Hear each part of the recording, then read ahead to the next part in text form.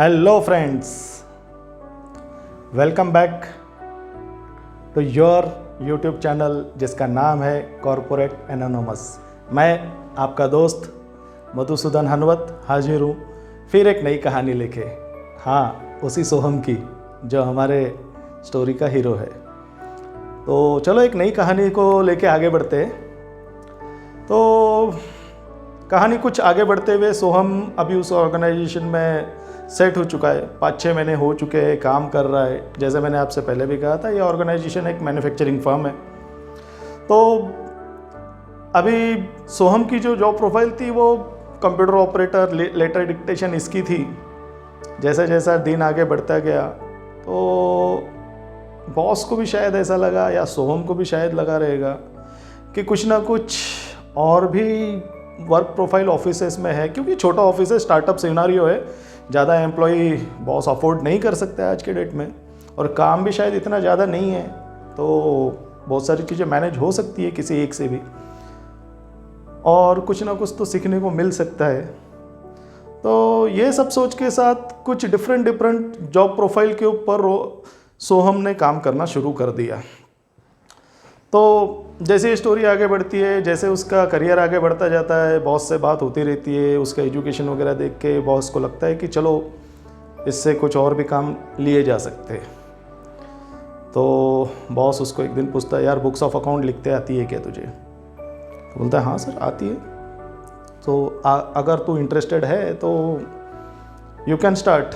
And office का जो पेटी कैश मैनेजमेंट है, ये जो बंदे लोग बाहर जाते हैं, इनका जो हिसाब किताब है, इनके जो वाउचर्स है, इनका क्लियरेंस करना तुम चालू कर दो। तो सोहम भी खुश हो गया, चलो ठीक है, एक नया जॉब प्रोफाइल है, नया कुछ सीखने को मिल रहा है, सीख गया। उसने काम करना चालू किया। उसके अलावा बहुत सारी चीज़ें ऐसी थी जो सोहम अपने रूटीन में करना चालू कर दिया था, जैसे कि कस्टमर से बात करना चालू कर दिया, ऑर्डर वगैरह लेना चालू कर दिया, ऑर्डर का रिकॉर्ड मेंटेन करना चालू कर दिया, फैक्ट्री से डिस्कशन चालू कर दिया। फिर उसने जब कोई उसका वो राज नाम का जो कलीग था, अगर वो ऑफिस में नहीं है तो उसके बिहाफ पे जाके मार्केट से कुछ स्पेयर पार्ट की ज़रूरत पड़ती है फैक्ट्री में, वो खरीदने के लिए जाना कर दिया। फैक्ट्री में डिस्पैच शेड्यूल्स के बारे में बात करना चालू कर दिया, कम्युनिकेशन कस्टमर्स के साथ चालू हो गए, और धीरे धीरे करके सोहम की जॉब प्रोफाइल फ्लरिश होने लग गई। कई बार सिचुएशन ऐसी थी, अगर फैक्ट्री में कोई एब्सेंट है, पर्टिकुलरली जो कमर्शियल लाइन का है, तो उसके जगह पे भी कुछ डेपुटेशन के लिए 1 महीना 2 महीने के लिए सोहम को फैक्ट्री में भी भेजा जाने लगा, जहाँ पे सोहम एक्साइज और सेल टैक्स के कंप्लाइंसेस की टेक केयर करता था। और ऐसे कई सारे काम थे जो अपने वो जर्नी में करना शुरू कर दिया उसने। कुछ साल के बाद, कुछ साल के बाद ही कह सकते हैं, कुछ साल के बाद जैसे जैसे कंपनी का ऑर्डर फ्लो बढ़ता गया, 2-3 एम्प्लॉयज़ और आ गए, कंपनी ग्रो करना शुरू कर दी। कंपनी की जो फैक्ट्री थी वो एसएसआई यूनिट करके रजिस्टर हो चुका था। जी हाँ, उस ज़माने में एसएसआई कहा जाता था, आजकल एमएसएमई जो हम बोल रहे हैं ना, ये सेम। तो एसएसआई यूनिट था, रजिस्टर हो गया, काम वगैरह चालू हो गया, प्रोडक्शन फुल फ्लेज कैपेसिटी में चालू हो गया, ऑर्डर वगैरह का भी फ्लो अच्छा चालू हो गया, सब आना चालू हो गया। बाय द ईयर 1-2 साल के बाद मैनेजमेंट को ऐसा लगा कि एक ट्रेंड आ गया था ना उस समय पे, कि भाई कंपनियों में आईएसओ सर्टिफिकेशन होना चाहिए, तुम्हारे अंदर सिस्टम इम्प्लीमेंटेशन क्या क्या से रिक्वायरमेंट है वो देखना चाहिए। तो कंपनी ने भी सोचा चलो ठीक है, आईएसओ के सर्टिफिकेशन के लिए जाते हैं, क्योंकि कस्टमर बेस अच्छा था, एफएमसीजी के कस्टमर्स थे, केमिकल लाइन के कस्टमर्स थे। अगर मैं प्रोफाइल की बात करने जाऊँ तो हिंदुस्तान यूनिलीवर जैसी कंपनियां थी, आईटीसी, टाटा केमिकल्स, और बहुत सारी कंपनियां थी। देन कुछ कंपनियां थी जो गवर्नमेंट सेक्टर से थी, तो इन सबको कैटर करने का चालू था। तो एक सिस्टमेटिक वर्क फ्लो होना चाहिए, ये बॉस को हमेशा लगता था। तो उन्होंने एक आईएसओ के लिए अप्लाई कर दिया, एंड काफ़ी मेहनत के बाद आईएसओ सर्टिफिकेशन में हो गया। तो ये जो हमारा हीरो था सोहम, इसने इस प्रोसेस में मैनेजमेंट रिप्रेजेंटेटिव की भूमिका निभाई थी। तो इसने काफ़ी सारे डॉक्यूमेंट्स बनाए, डॉक्यूमेंट्स को फाइनलाइज किया, वो कंट्रोल्ड कॉपी और क्या बोलते हैं उसको, मास्टर रिकॉर्ड, ये सब इसने सीखा। फिर वो कंपनी का विजन, मिशन और एक quality policy, yes quality policy होती है, वो सब बनाने में इसने काफ़ी मतलब बॉस को हेल्प की और सब जाके बन गया।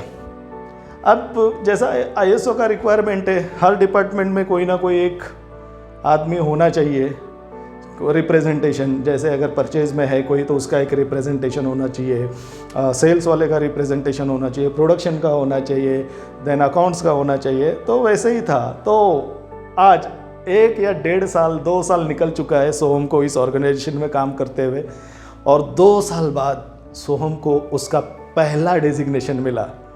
क्या आप समझ सकते कौन सा मिला?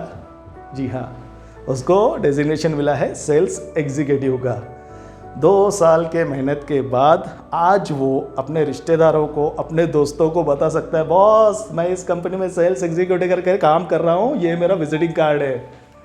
तो ये कहानी थी इस सोहम की, उसकी कंपनी की, कैसा उसकी कंपनी ने प्रोग्रेस किया, कैसे ये लोग आगे बढ़े, और इस 2 सालों में सोहम की जर्नी कैसी गई, इसके बारे में हमने बात किया। तो ये कहानी में भी कुछ ना कुछ तो लर्निंग हर किसी के लिए है। तो आइए चलो इस लर्निंग के ऊपर कुछ बात करते हैं। तो जो हमने अभी कहानी सुनी, इसके अंदर से एक लर्निंग जो मुझे लगती है, जो हर एम्प्लॉई ने सीखना चाहिए, वो ये, whenever you at any organization, new और एक्सपीरियंस जो भी कुछ है, keep your learning open, have some experience of work for different profile, so that you can able to know कि कंपनीज कैसी चलती है। अलग अलग ढंग के काम अगर आप सीखे तो आपको ये समझ में आ जाएगा, आइडियाज़ क्लियर हो जाएगी, हाँ भाई कंपनी का रूटीन क्या है, कैसे चलता है, कौन से डिपार्टमेंट में क्या काम होता है। अगर आप एक ही जगह पे काम कर रहे हो, आपको यही नहीं मालूम है अकाउंट्स वाले के प्रॉब्लम्स क्या है, वो क्या सोचता है आपके बारे में, तो कहीं ना कहीं आप फंसोगे, अंदर कॉन्फ्लिक्ट जो होता है वो होता ही रहेगा। और इसमें नुकसान कुछ नहीं है, it will keep on adding in your knowledge. I think this is the best way to know much better about your colleague, your organization. It will help. Other thing which I think will come out of this is your education, your personality and skill may have some various dimensions. You need to have your self evaluation at each step of your life. एक self evaluation होना बहुत ज़रूरी है। आपको खुद के बारे में इतनी तो नॉलेज होनी चाहिए कि आप क्या कर सकते हो और क्या नहीं कर सकते हो, और उस नॉलेज के बेस पे आप अपने आप को आगे बढ़ा सकते हो। It will help you in your life. Career path कैसे लेके जाना है, कैसे ग्रो करना है, ये इसमें ऐड हो जाएगा। और इसमें से क्या निकल के आता है, ऐसे सब चीज़ करने से कुछ ऐसा पॉसिबल है, समथिंग न्यू और unique you may find in you, by which you can able to give your value addition to your organization. This could be your early hint to become future leader. जी, आप आपके अंदर के hidden talent को ढूंढ रहे हो चीज़ें सीख के, और ये एक अर्ली हिंट है आपके लिए भी, आपके ऑर्गेनाइजेशन के लिए भी। शायद आप उस कंपनी के लिए फ्यूचर लीडर बन सकते हो। मैनेजर की पोस्ट आज भी खाली है बॉस आपके लिए, go and grab it. Be flexible enough to give some breathing space to your organization who is caring for you. Boss सोम जिस कंपनी में काम कर रहा है उसका बॉस उसके ऊपर ध्यान दे रहा है ना, तो बॉस को थोड़ा ब्रीदिंग स्पेस देना बनता है ना, जरूर दीजिए। You will get rewarded for your work ethics and hard work and dedication. Yes, आज 2 साल बाद क्यों ना हो, सो हम उसके एक डेजिग्नेशन पे तो पहुंच गया, सेल्स एग्जीक्यूटिव। जी हाँ, ये उसका वर्थ इथिक्स ही है जिसने उसे ये चीज़ तक आने दिया है। यार नहीं तो 2 साल में वो भी सोच सकता था, यार कोई मज़ा नहीं आ रहा है, छोटा सा कंपनी है यार, 1200 1500 1800 रुपया पगार है, छोड़ो यार निकल जाते। पर उसने ऐसा नहीं किया, उसकी लर्निंग उसने कंटिन्यूस चालू रखी। तो ये कुछ चीज़ें थी जो निकल के आती है हमारे न्यू कमर्स के लिए, सोहम के लिए और कईयों के लिए, जो हो सकता है ऑर्गेनाइजेशन में उनको कुछ मुकाम तक पहुंचा देगी। तो दोस्तों, ये तो हो गई एम्प्लॉइज़ की बातें। कॉरपोरेट्स, व्हाट यू थिंक, कुछ है आपके लिए इसमें? सर जरूर कुछ ना कुछ तो होगा, नहीं तो मैं यहाँ क्यों खड़ा हूँ। अगर आप स्टार्टअप सिनेरियो में है आप भी न्यू स्टार्ट कर रहे हैं, it is a learning for you also.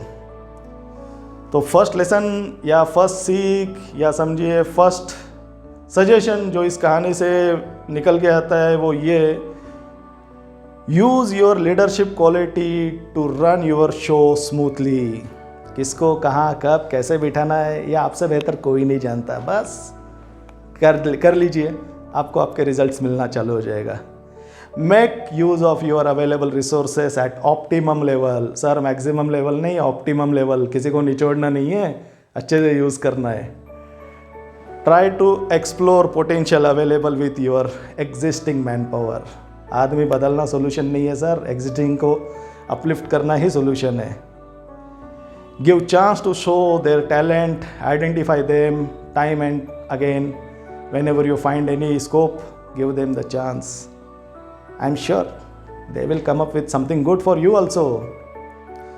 Rewarding your talent at right time, at right place, and show them their growth path. This is the key, sir. यहीं पे 80% of the organization India में मार खा रहे हैं। Reward your available talent at right time with right approach and show them their growth path with your organization.